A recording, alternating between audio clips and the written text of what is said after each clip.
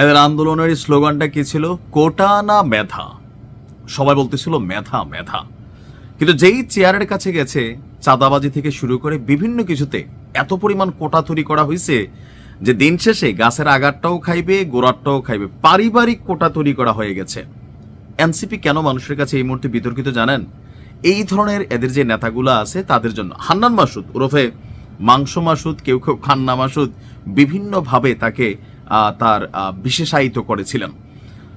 হান্নান মাসুদ এবং তার বাবা একই এলাকায় দুজন প্রার্থী, একজন হচ্ছে এনসিপি থেকে, আরেকজন হচ্ছে আরেকটা দল থেকে। অর্থাৎ হান্নান মাসুদের সেই যে ভিডিওটা আপনাদের খেয়াল আছে তো, যে এলাকার সবচেয়ে দরিদ্র বাড়িটা নাকি এদের, খেয়াল আছে তো? তার বাবা সম্ভবত কোনো মসজিদের মাওলানা অথবা স্থানীয় মাদ্রাসার কোনো শিক্ষক, অথবা খুবই দারিদ্র্যের সাথে জীবনযাপন করতেন। তো গত 1 বছর আগে হান্নানের সেই বক্তব্য, আর গেল কয়েক মাস আগে হান্নানের বক্তব্যটা কি ছিল? এলাকার সবচেয়ে বড় বাড়িটা, বড় পুকুরটা এদের। তো টাকা পয়সা হয়েছে, শরীরে মাংস হয়েছে, পয়সা এমন লেভেলে হয়েছে পারিবারিক কোটায় হয়তো আব্বা এমপি হইতে হবে, নয়তো নিজে হবে। তো এদের কাছ থেকে আপনি নতুন বাংলাদেশ আশা করেন? আলোচনার প্রেক্ষাপট দেখেন।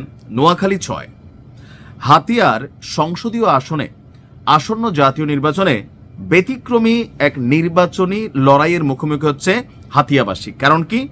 একই পরিবার থেকে হান্নান এবং তার বাবা প্রতিদ্বন্দ্বিতা করছেন ভিন্ন ভিন্ন রাজনৈতিক দল এবং প্রতীকে।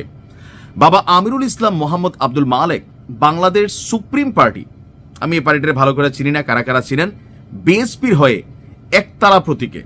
একতারা তুই দেশের কথা বল রে, এবার বল। হান্নান বলতেছে আব্বা দেশের কথা রাখেন, শাপলা কলি দিয়ে একতারার সাথে খেলা হবে। হ্যাঁ, এবং ছেলে জাতীয় নাগরিক পার্টির সিনিয়র যুগ্ম মুখ্য সমন্বয়ক আব্দুল হান্নান মাসুদ শাপলাকলি প্রতীকে নির্বাচনী মাঠে নেমেছেন। আর এলাকায় চলছে আলোচনা সমালোচনা।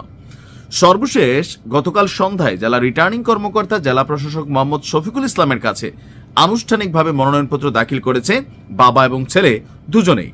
আর এই নির্বাচনকে নিয়ে দুই বাপ ছেলের মাঠে নামাকে কেন্দ্র করে স্থানীয় রাজনৈতিক অঙ্গনে শুরু হয়েছে ব্যাপক সমালোচনা।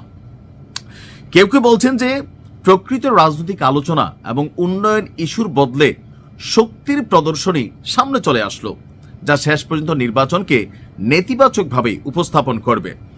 দর্শক, নোয়াখালী 6 হাতিয়া আসনে এবারে নির্বাচনে মোট 14 জন প্রার্থী মনোনয়নপত্র দাখিল করেছেন।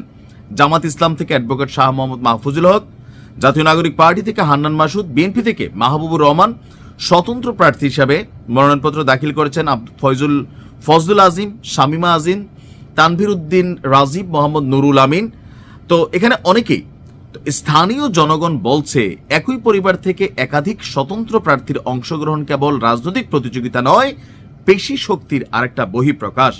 এর মাধ্যমে সংশ্লিষ্ট পরিবার বা গোষ্ঠী এলাকা জুড়ে নিজেদের শক্ত অবস্থান জানান দিতে চায় এবং প্রতিপক্ষকে আগে ভাগেই চাপে রাখার কৌশল গ্রহণ করেছে।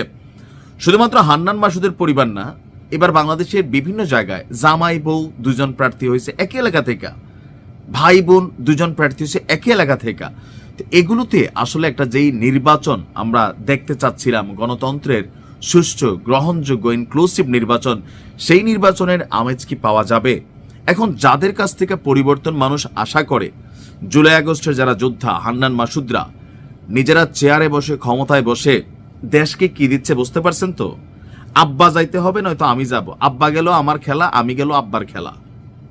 অন্যরা এগুলো করতে পারে, আমরা মাইনা নিতে পারি, কিন্তু হান্নান মাসুদদের কাছ থেকে জাতি আশা করতেছে এনসিপি নাকি এই শাপলা কলিরে ফুটাবে। তো কি ফুটাবে আমরা আগেই দেখতে পাচ্ছি। কোটা না মেধা, কোটা কোটা, পরিবারতন্ত্রের কোটা, রাজনৈতিক দলের কোটা, কোটার মধ্যেই বাংলাদেশ আটকাই গেছে। যে চেয়ারে বসে সেই কোটা বিচারে।